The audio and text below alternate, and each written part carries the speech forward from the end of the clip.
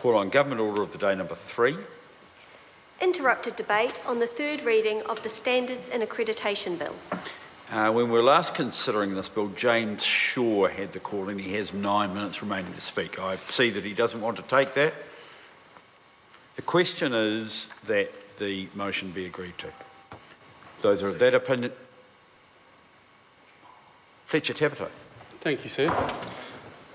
Mr Speaker, New Zealand First supported this bill through the first stage of its reading because we were told, and it was described to us so eloquently as a lot of these recent bills from the national government are, and its description was wonderful, its intent was very positive.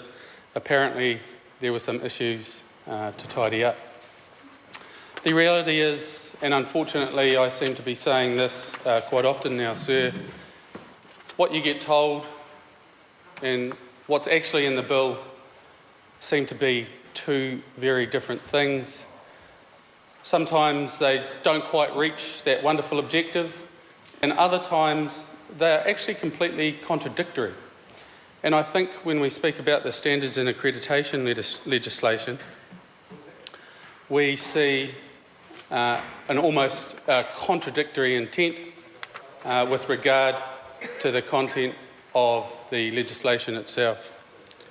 So, firstly, it's highly important to note today that at the time that this bill was brought to the House, obviously the government went into consultation and they went to their ministry, and the ministry came back and said that their findings showed that the infrastructure relating to standards and accreditation was, Mr Speaker, actually basically sound.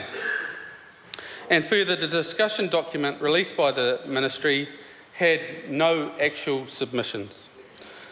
They didn't speak about the governance arrangements, which was apparently such an issue to the government at the time, and the two Crown entities in charge of the standards and accreditation communicated well and got on with the business in front of them in a good and timely fashion.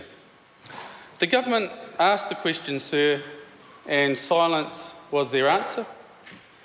And silence is golden, but there was nothing wrong with the legislation, and so the government needed to take that on board. But no, after a resounding snub to the discussion document, this government yet again decided to fix the proverbial out of something that was not broken, Mr Speaker.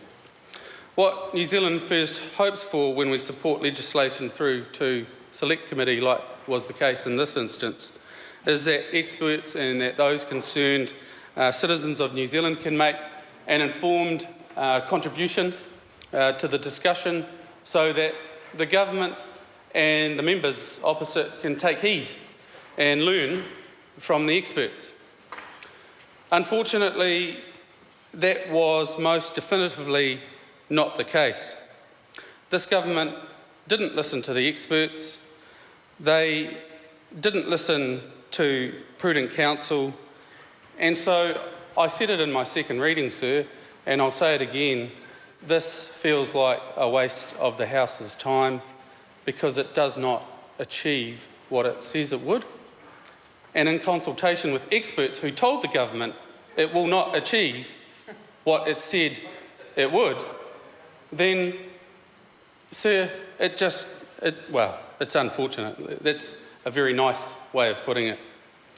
What was highlighted very quickly in the submission process was that many submitters spoke about the lack of sufficient detail provided in the consultation process, so that they weren't actually able to make truly informed decisions. They suggested this lack of detail will undermine the confidence that they and our trading partners need in order to undertake business in a sound and reasonable fashion, sir. So what they were saying to the committee was that actually what you're doing is undermining existing standards and accreditation, and you are you're confusing the issue, you're mixing it up, and you're actually taking a backward step in terms of confidence in our system.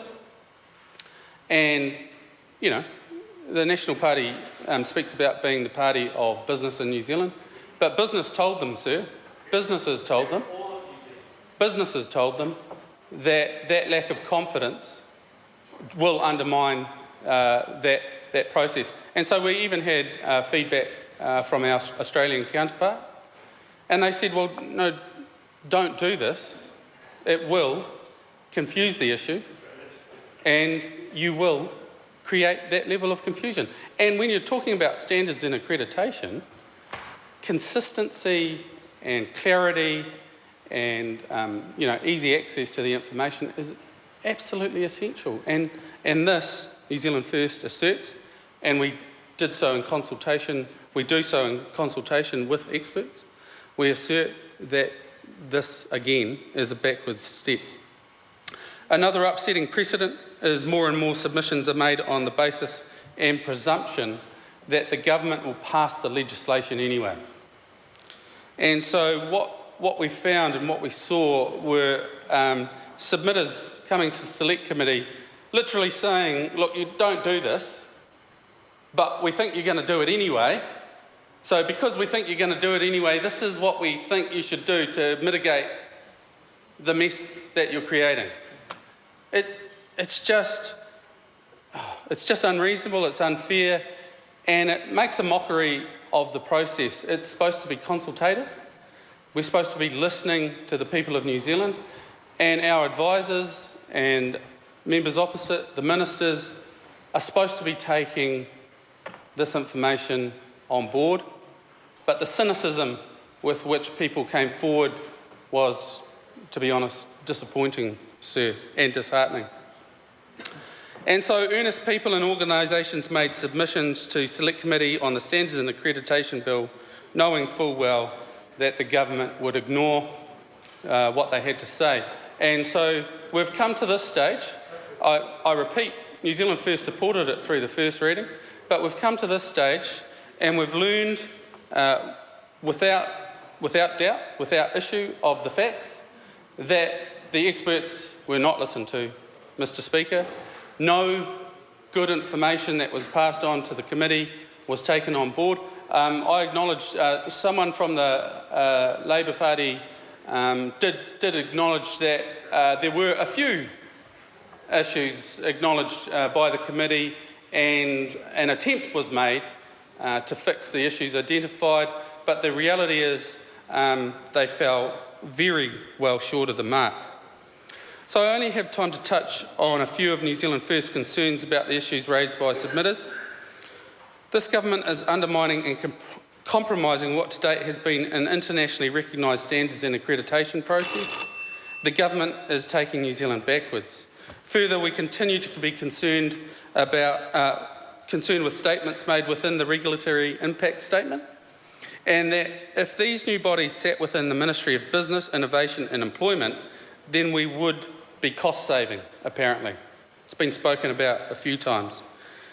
Yet again, song sheets on a lyric, lyrics on a song sheet, I should say. It sounds good, but the reality is Mr. Joyce's super ministry hasn't really achieved any of the synergies that were promised in terms of cost savings and efficiencies.